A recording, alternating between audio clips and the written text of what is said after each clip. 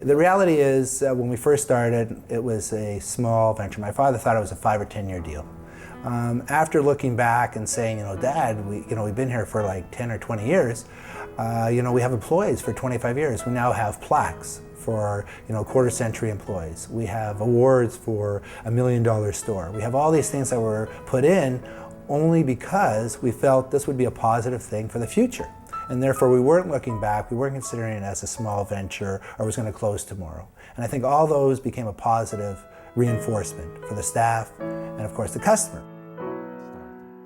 Fabricland started in 1968 and it was an offshoot of the textile business that Manny Kimmel was involved in. He's been in the textile business since the 1940s. And he had basically two divisions. There was the Gaytown Sportswear, which was ladies' wear, and there was the Gaytown Textiles, which was the fabrics by the yard. And they used to sell to manufacturers, to other retailers and so forth. And they used to operate out of Adelaide Street, 438 Adelaide Street. The upstairs was the ladies' fashion goods.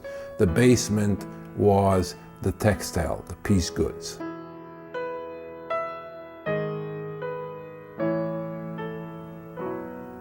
I was in buying one day in Gaytown, and Manny approached me and asked would I be interested in opening a store with him, a retail store, which he did not have at the time. And I said, yes, that would be very nice. I would think about it. So I did. I decided, yes, that's a very good idea. So we sat down one day and I said, what are we going to call it? And he said, well, I don't know. Think about something. So one day I was speaking with my mother, and I was born in Fruitland. So she looked at me and she said, well, why don't you call it Fabricland? And that's how Fabricland got its name.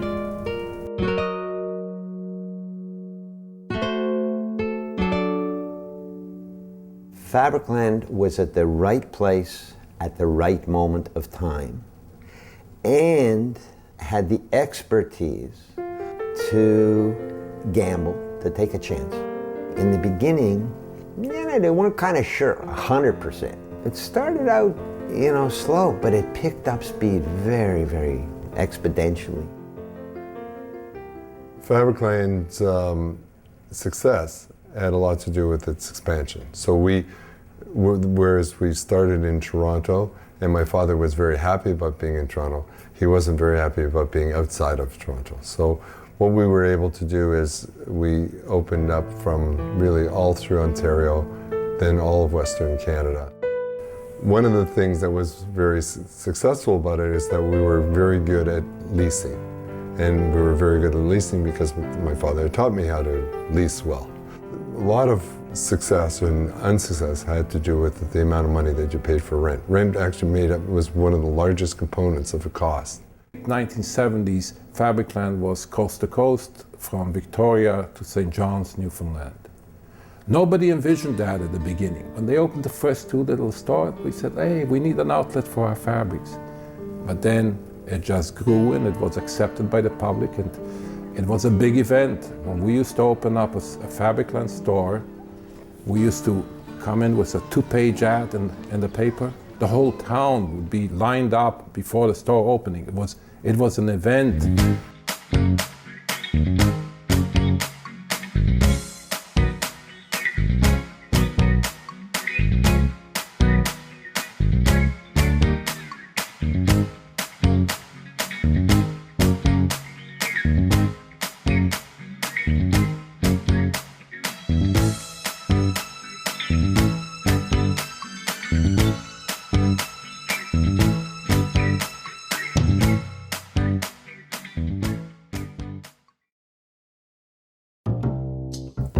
My first impression of Manny Kimmel was handsome, tall, slim, with a phenomenal smile and a twinkle in his eye.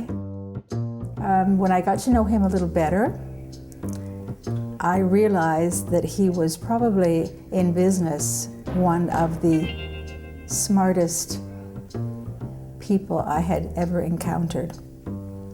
He knew just how to set up the stage so he got what he wanted at the price he wanted it.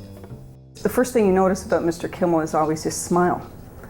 I rarely see him without a smile, extremely well dressed, and you have to look up toward him. I guess his charisma or whatever it is, his personality is there that you have to just stand back a little bit from him. But he always smiled, and he always said hello. Instinct would indicate that this person was worth a chance, he would take the chance. He had a great instinct for picking people in various parts of the organization, be it partners or management team and so on. And to his credit, very few people have left the organization in senior positions. I mean, they stay. There's a sense of loyalty and a sense of confidence in having a strong leader.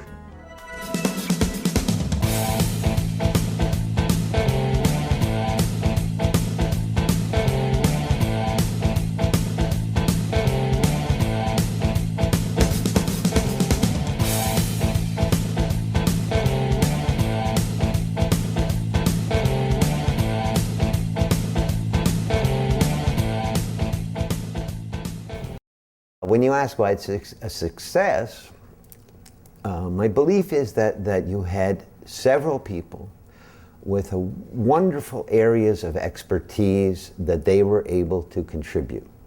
They were honest, they were conscientious, they were hardworking people. Did we make all the right decisions all the time? Hell no. But the proof is in the bottom line. And the bottom line is Fabricland is continuing to exist, and very viably after 40 years. It's innovative. It can do many, many things where other retailers have closed up. If you ask anybody who's a sewer in Canada, who do you associate sewing with? It's Fabricland. We can sell fabric, we can sell hardware, we can sell children's wear, we can sell trimmings, we can sell anything. Pottery even, irons. I think it's been an amazing success story in the sense of that it sustained itself, but I think it's always provided a very good service. It's just a matter of using our way of doing business, the Manny Kimmel way of doing business. And I think we'll use our strengths, which really is the knowledge of fabric and drapery, and move it to the next level. Maybe finished product, maybe added stuff to fit the fabric or the drapery. We really don't know. It's sort of an exciting thing for us and the future because we're not going anywhere. They say the neon lights are bright on Broadway. They say there's always